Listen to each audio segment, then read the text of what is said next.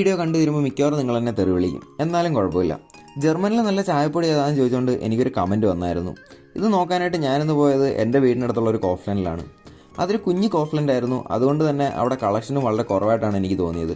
ഉള്ള കളക്ഷൻസ് എല്ലാം ജർമ്മൻസിന് വേണ്ടി മാത്രം ഉണ്ടാക്കിയതുമാണെന്ന് തോന്നുന്നു. ഇവിടെ കിട്ടുന്ന തേയിലപ്പൊടികളിൽ ഒരുവിധപ്പെട്ട പാക്കറ്റുകളിലെല്ലാം തേയിലക്കാട്ടും കൂടുതൽ ഫ്ലേവറായിട്ടാണ് എനിക്ക് ഫീൽ ചെയ്തത്. ഈ ഇരിക്കുന്ന പ്രൊഡക്റ്റുകളെല്ലാം ഫ്ലേവേർഡ് ചായപ്പൊടികൾ തന്നെയാണ്. ഇവിടെ ഒരുപാട് വെറൈറ്റീസ് ഓഫ് ഫ്ലേവറിങ്ങും ഇവർ ചായപ്പൊടികളിൽ കൊടുക്കുന്നുണ്ട്.